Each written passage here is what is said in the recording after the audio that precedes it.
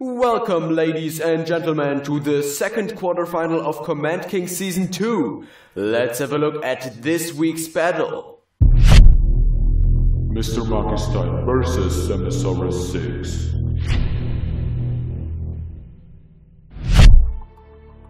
Challenge 1. Sharing is caring. Okay, so the first challenge is the following. You should create a mechanism that only allows players with at least 5 experience levels to drop items. But you are not allowed to use the L and the LM selectors. Oh. So basically whenever Oh a player God. drops an item, it will just get put back in his inventory if he has less than 5 experience levels. And here is your arena. Get ready, set, go. Sam, you should go to the other side. Okay. In the Oh my middle, God. in the middle, there's a chest with some items, which you can just use for testing. And inside of these dispensers, I put some experience orbs. I have no idea how to use this. If you have any questions, feel free to ask.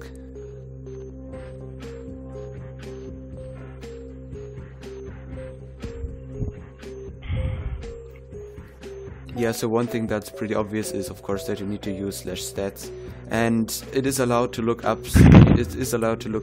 Certain things in the internet, and I allowed that to the other participants as well. Because if you just don't know something, usually the one who knows how to do it has the advantage anyway. And there is one particular thing about /stats which I need to tell both of you, just so you don't get confused.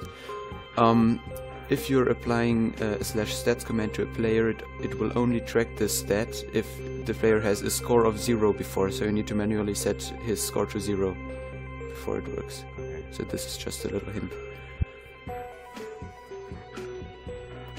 I want to use stats to test the amount of XP. Oh my god, I have no clue.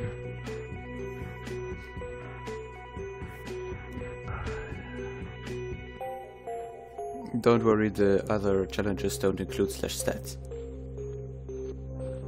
Okay, good. I've actually made a video on how to exactly do that on my YouTube channel. I'm assuming we're not allowed to look it up.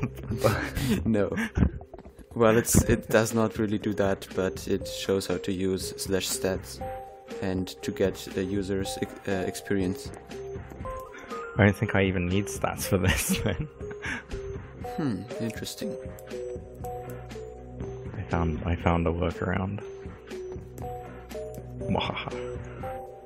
It's not pretty, but it works.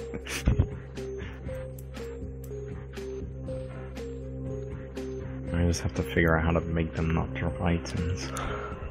How instantaneous does it have to be? There is a way to make it really instantly.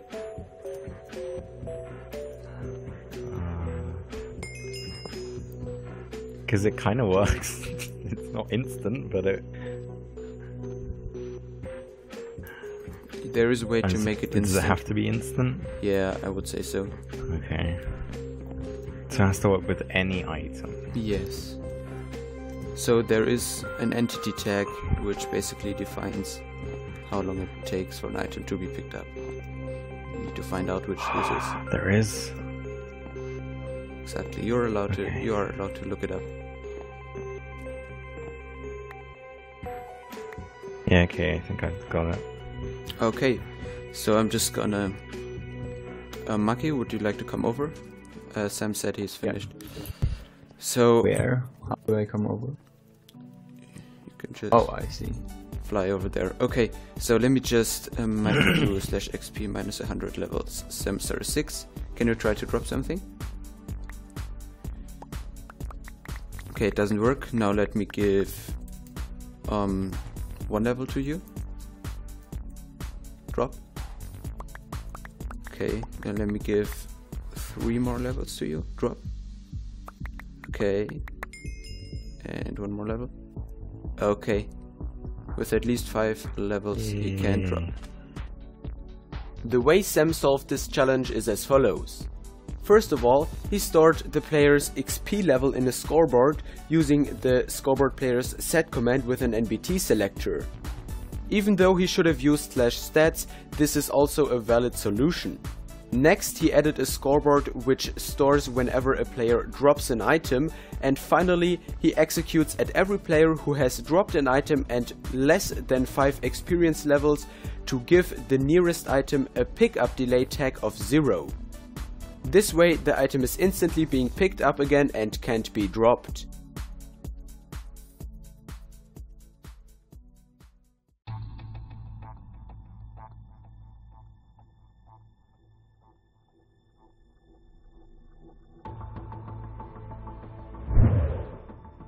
Challenge 2.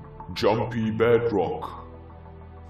You can read your next challenge, which is to move the bedrock block from the blue spot to the green spot. And you are not allowed to use /fill, /clone, /setblock or /TP. But you have to move this bedrock block, which you can see there, to the green spot on the X. Are you ready? Go. Sure.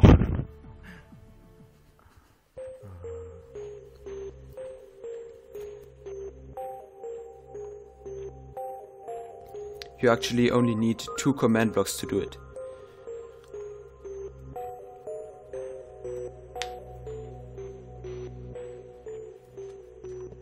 Okay, Maki is doing some shots already.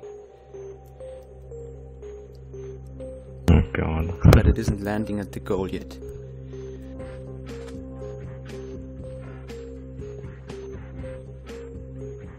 Oh. Ah, no, this is what you're doing. But it should work like on a single button press. Yeah.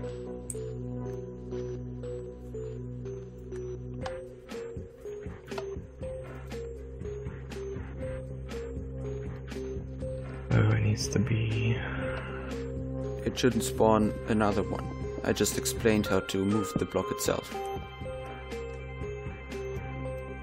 So basically there has to be a... No, there should be a bedrock block which is being moved. And you can do that by setting the time score to 0 in the command block.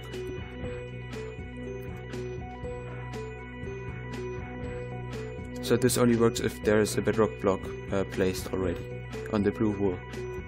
I got it. Okay, Maki got it. So would you demonstrate it to us? Yep. Okay, so we have a bedrock block here. We press this button. There was no bedrock block. Whoa! And it didn't work. Crap. Can I keep That's going what- then? Yeah, you can just go on. Just continue. No problem. Maki, it should be so there is no bedrock. There is a bedrock block already, and you should move that bedrock block, not create a new one. Oh, okay. Okay, now it works. Okay, can you show it?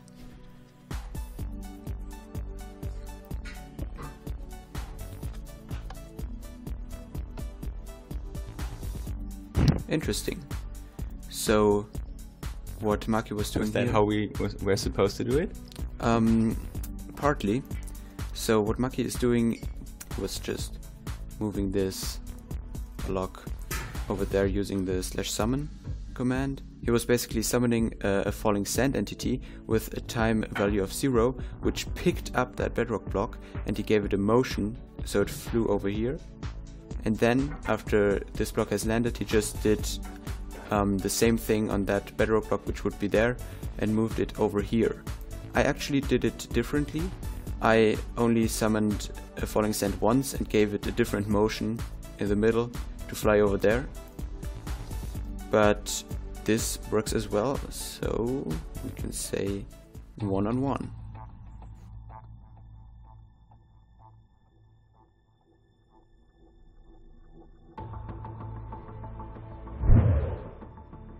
Challenge 3.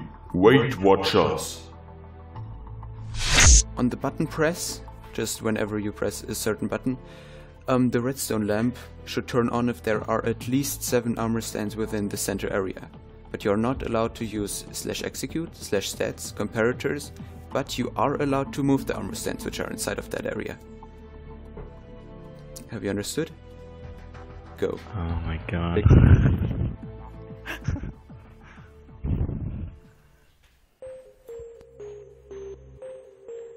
With 1.9 command blocks, this would be so much easier. Yeah, but it isn't 1.9.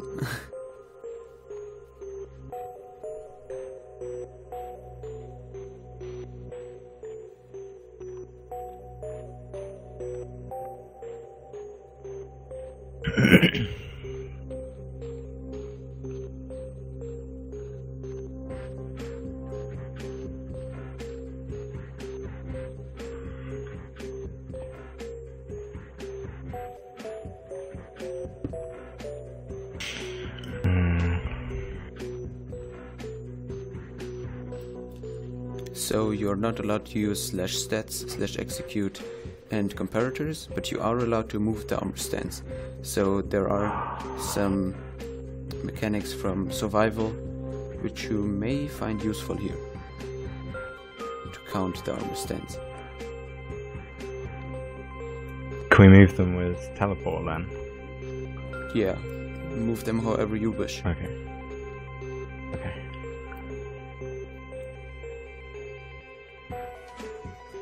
Are we allowed to place other blocks in the in the area? Yeah, you may place a block in the area. Like the command block is fine, but yeah, you could easily do it outside as well, right?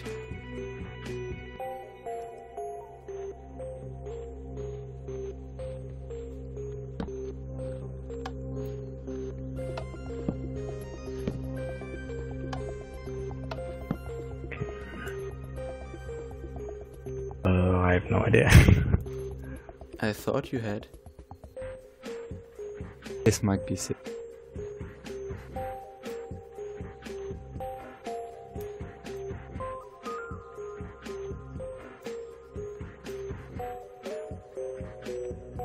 Okay, yeah, I've got it. Have you finished? Done? Yep. Ah, damn I'm it. done.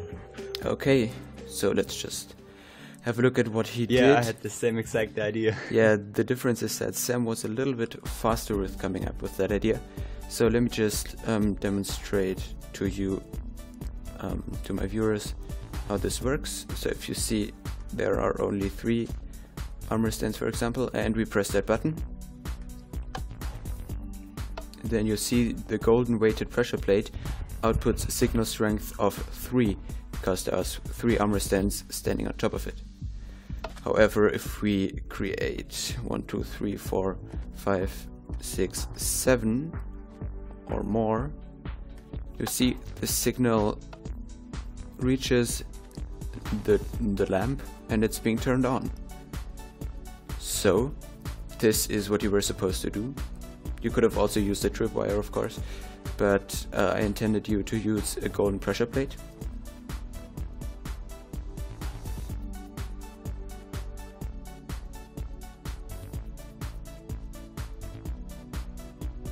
Have 2 points for samasaurus6, and he is the winner of the second quarterfinal.